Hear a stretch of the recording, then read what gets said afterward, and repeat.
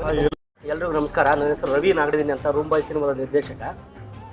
ನಮ್ಮ ಸಿನಿಮಾ ಹಿಂದಿನ ವಾರನೇ already release ಆಗಿತ್ತು. ಇದು ಫಸ್ಟ್ ಟೈಮು ಒಂದು ವಾರ ಆದಮೇಲೆ ಎರಡನೇ ವಾರಕ್ಕೆ ನಾವು ಸೆಲೆಬ್ರಿಟಿ ಶೋ ಮಾಡ್ತಾ ಇದ್ದೀವಿ. ಯಾಕೆ ಮಾಡಿದ್ದೀವಿ ಅಂದರೆ ನಮ್ಮ ಸಿನಿಮಾ ಕಂಪ್ಲೀಟ್ ಎಕ್ಸ್ಪೆರಿಮೆಂಟ್ ಇತ್ತು. ಫಸ್ಟು ಜನಗಳಿಗೆ ತೋರಿಸ್ಬಿಟ್ಟು ಅವ್ರು ರಿವ್ಯೂಸ್ ತೊಗೊಂಡು ಆಮೇಲೆ ನಾವು ಸೆಲೆಬ್ರಿಟಿ ಶೋ ಮಾಡೋಣ. ಬಿಗಿನಿಂಗೇ ಸೆಲೆಬ್ರಿಟಿ ಶೋ ಮಾಡೋದು ಬೇಡ ಅಂತ ಅಂದ್ಕೊಂಡಿದ್ದೀವಿ. ಒಂದು ಸಿನಿಮಾ ಅಂತ ಬಂದಾಗ ಕತೆ ಭಾಳ ಇಂಪಾರ್ಟೆಂಟ್ ಆಗುತ್ತೆ. ಆ ಕತೆನ ಹೇಗೆ ಪ್ರೆಸೆಂಟ್ ಮಾಡ್ಬೇಕು ಅನ್ನೋದನ್ನು ಸಹ ಇಂಪಾರ್ಟೆಂಟ್ ಆಗುತ್ತೆ. ಹಾಗೆ ಆ ಕತೆಗೆ ಸಂಪೂರ್ಣವಾಗಿ ಸ್ಕ್ರೀನ್ ಪ್ಲೇ ಎಲ್ಲ ಆದಮೇಲೆ ಪ್ರೆಸೆಂಟೇಷನ್ ಶೂಟಿಂಗ್ ಎಲ್ಲ ಮುಗಿದ ಮೇಲೆ ಒಂದು BGM ಅಂತ ಬರುತ್ತೆ. ಆ BGM ಆ ಕತೆಗೆ ಎಷ್ಟು ಸಪೋರ್ಟ್ ಮಾಡ್ತದೆ ಅನ್ನೋದು. ಈ ಮೂರು ಭಾಗನ ಒಂದು ಕತೆ ಆಗಿರ್ಬೋದು, ಒಂದು ಪ್ರೆಸೆಂಟೇಷನ್ ಆಗಿರ್ಬೋದು, ಒಂದು BGM ಆಗಿರ್ಬೋದು, ಮತ್ತು ಆ್ಯಕ್ಟರ್ ಪರ್ಫಾರ್ಮೆನ್ಸ್ ಆಗಿರ್ಬೋದು, ಈ ನಾಲ್ಕು ವಿಭಾಗದಲ್ಲಿ ನಾವೇನು ಜನರಿಂದ ಕೇಳ್ತಾ ಇದ್ದೀವಿ ಆ ರಿಯಾಕ್ಷನ್ಸ್ಗಳು ಅವು ಸೂಪರ್ ಆಗಿಲ್ಲ, ಅದ್ಭುತವಾಗಿದ್ದಾವೆ.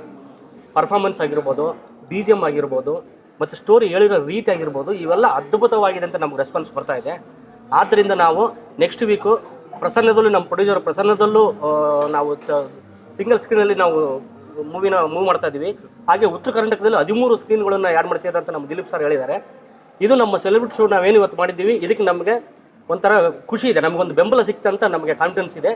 ಒಂದು ಅದಾದಮೇಲೆ ಎಲ್ಲ ಜನಗಳು ನೀವು ರೂಮ್ ಬಾಯ್ ಬಗ್ಗೆ ಏನು ಕೇಳಿದ್ದೀರಾ, ಎಲ್ಲ ಸೋಷಿಯಲ್ ಮೀಡಿಯಾದಲ್ಲಾಗಲಿ ಇನ್ಸ್ಟಾದಲ್ಲಾಗಲಿ ಎಲ್ಲ ನಮ್ಮ ರೂಮ್ ಬಾಯ್ ಅಪ್ಡೇಟ್ಸ್ ಬರ್ತಾನೆ ಇರುತ್ತೆ, ನಾವು ಪ್ರಮೋಷನ್ ಮಾಡ್ತಾನೆ ಇರ್ತೀವಿ.